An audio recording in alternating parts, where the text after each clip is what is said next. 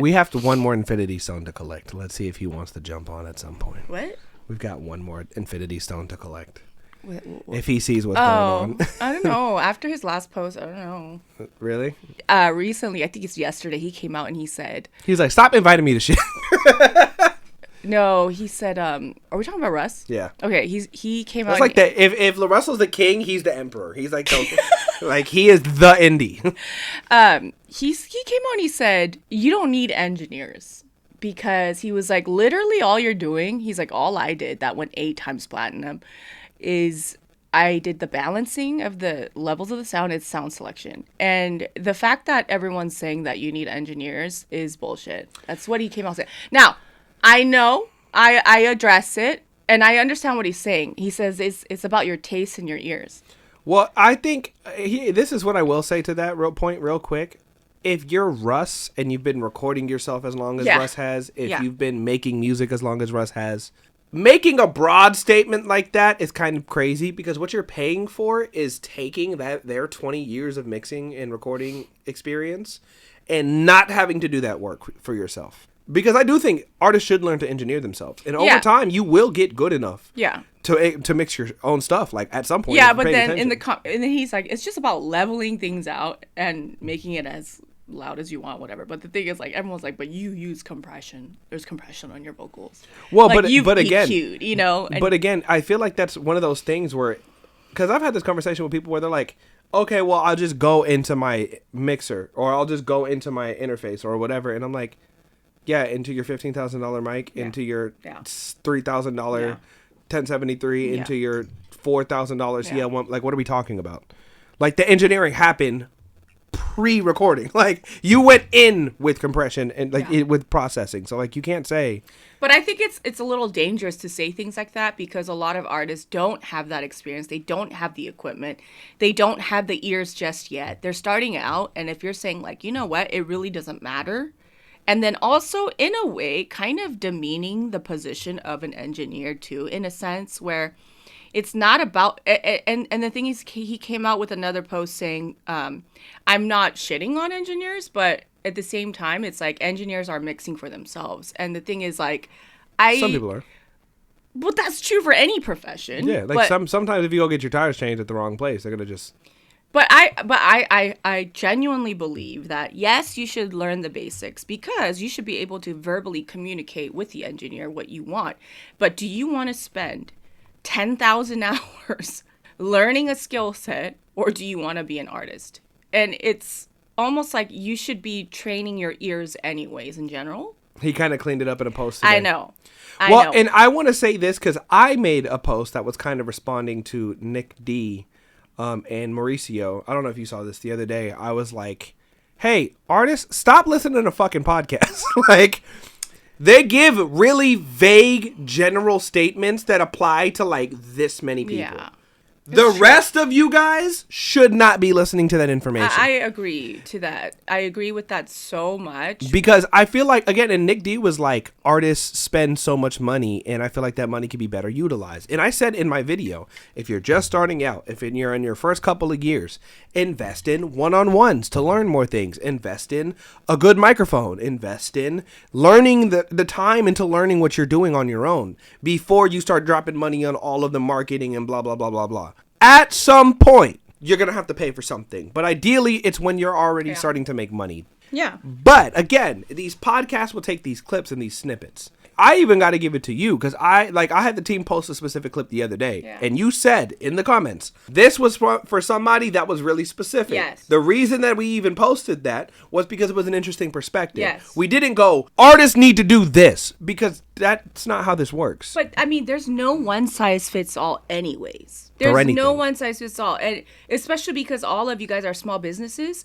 You're going to have different markets. You're going to have different products. You're going to have different audience communities. And in that way, you have to figure out what works for you and your people. But that's why when I make posts, I like to keep it very general, addressing the things that most people are going to have a problem with or are struggling with. But when it gets into the depths of the details, it's like, I'm afraid that I'm going to say something and it's gonna like steer somebody towards the wrong direction. I have fear of that. Well, and this is I feel like we do a really good job of going, take this as a perspective. Listen or don't. Take a look at it, see if it works for you. Because even like the way that we'll like give somebody, maybe try this, maybe try this, maybe try this. If you don't like it, all good. Like, but you know, give it a try. This is what we're hearing. I feel like a lot of people are like, this is what artists need to be doing. Yeah.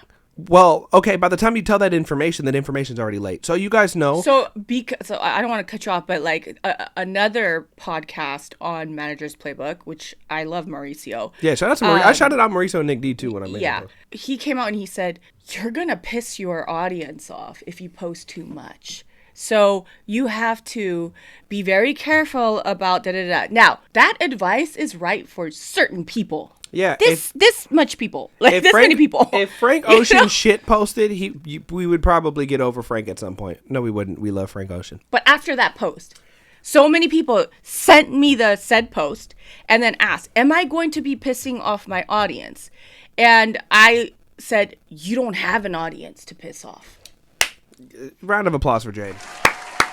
See, here's the thing. I think people confuse the word audience. And it's like, oh, I'm going to piss off my cousins and I'm going to piss off these 8 people that I have their email. Like, you're not there. You don't have enough people to piss off. Yeah. And once you do, when you have 100,000 people that are on your email list and you are going ham and they're saying, oh, God. The thing is, the other thing that I want to bring up is this. The real people that are advocates for you and your music, they're not going to get pissed off by the efforts of you wanting to be more successful in your career. Never. And if people are like, oh, God, Jane's posting again, I'm not posting for you. Type shit. Okay, I'm not posting for you. And also, I think it's a weird kind of a fear that people have. Oh, people are going to get sick of me and my music. Well, it's kind of a strange thing to struggle with, I think. Well, do you want to know? Okay, so I've had a couple I've actually had quite a few one-on-ones over the last couple of days. And It's been a lot of helping artists with these couple of things right here. It all comes down to 3 things. 1, they go, well, how can I make sure my song sounds good? I'm like, hey, we didn't even balance this correctly. Like, let's start like, if you want your master to sound good, let's get levels. But here's the thing. When I have ADHD, now I'm going to go gain staging, right? Like Russ was talking about gain staging. He didn't say gain staging, but he said just make everything sound.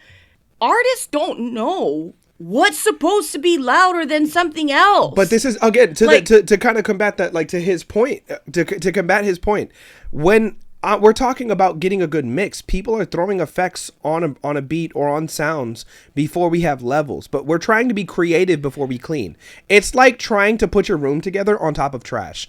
We have everything's disorganized. You're going to have no space for anything.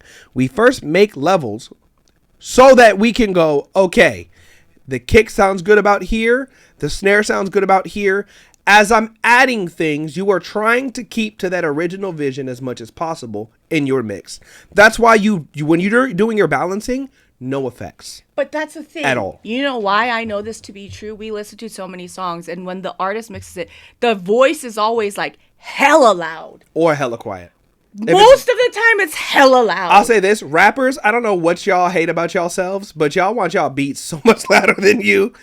Rappers hate them. So even in terms of gain staging, it's really hard to have discernment and understand how the balance really should work. You know what I mean? Mm-hmm. And so, like, if you're just saying, oh, it's all balancing and it's, you know, whatever, it's like, no, there's so many things that you just know how to do because you've been doing it for a long time. Well, to go back to my other 2 points, because that was one about like, hey, let's do the first step 1 before we get to step 7. Then they'll go, well, what about my brand? And most artists, because they're taking in so much information, they're not listening to the things that are already good about them. So they're like, well, I don't have anything that's good. Yeah. No. You got a list of things that we could build on. If you're too busy, like, I've got to put 5 pieces of content out. Sure. What if the song sucks? We don't have content to put out because the whole product is bad.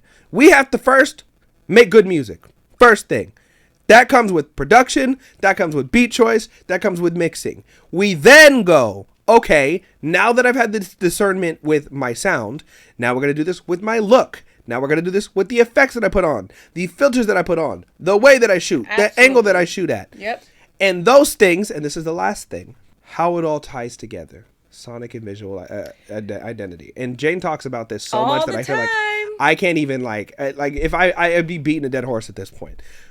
But that's how this works. The sound, the look, how they tie together. I gotta be able to hear it, look at it and go, yes, this makes sense.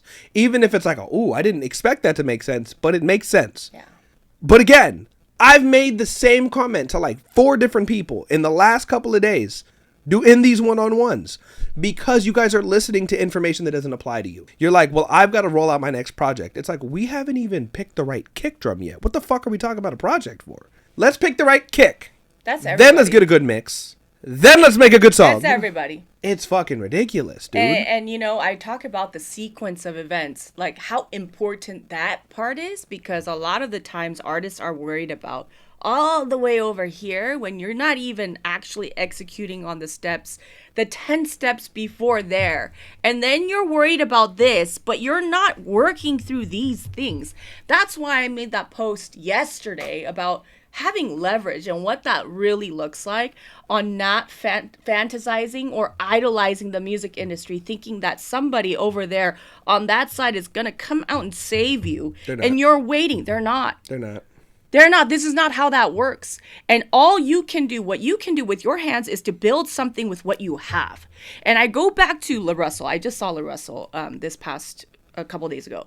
And I still bring up the whole backyard thing. That he built a stage. I mean, in his mother's backyard, he built a performing. He don't even need center. To make a post, and it's just sold out. Bleachers, truss, shading, lighting, and that's the thing. Is like, we really need to look at our backyard, whatever that is. The plot of dirt. With nothing, weeds. Go pull the weeds out. Go get rid of the dirt. Go get dirty. Sweat for your career and build something layer by layer. And I don't want to hear, I don't have anything. I don't have money. You guys, you have a phone that you are watching this from right now, which has all the information that you need. You can turn on said phone and make a piece of content. You can make 2 pieces of content. Freaking, you can make 1,000 pieces of content. And you know what? We don't do it, y'all. It's like, we gotta look at what we have and understand, empower yourself right now. You don't want to walk into their room. Trust me on that. You think you do. You think you want invitation into the room. You want them to knock on your door and ask to be invited into your room. That, friends, is called leverage. What can you do with leverage? I don't like this term on this contract. I don't want to give you 50%. I'm willing to give you 30. This is what I expect from you. I want to do this over the course of 6 months. If you don't do this, I'm out of here. And I want to walk away with X, Y, and Z. That's what happens when you're making money and your business is good and you have a plan. What happens when you don't is you sign a contract, you get $20,000, and that's the last little bit of money you'll see possibly ever in music. Yeah, and all of those things are supposed to add on top of the leverage that you have, build on top of whatever you built. It's not the source. It's not the source.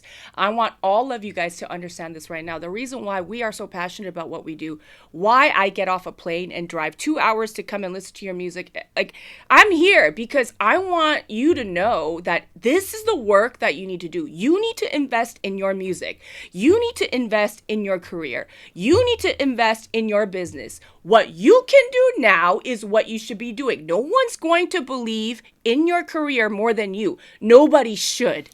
It doesn't work. And you know what? If you do really believe that your art is valuable and that it matters to you and somebody else, then your actions would prove it.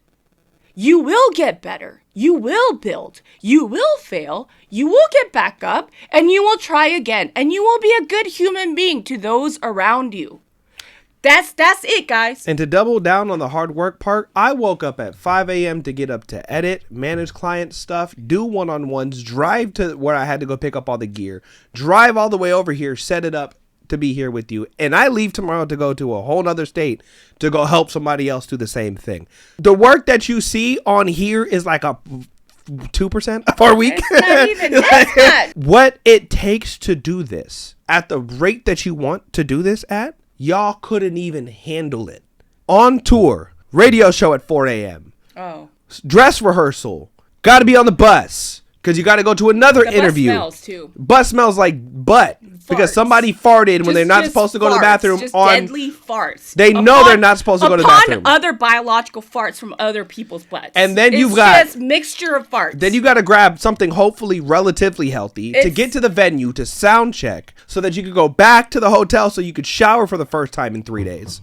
So that you could get back to the arena so that you could get changed so that you could do your set so you can get back on the bus and do it again in the next city. We love it though. Ooh, I don't like touring, but I like that level of work. Though. It's not about I hate touring. We love it. I hate stinky bus farts. We love the work. For sure.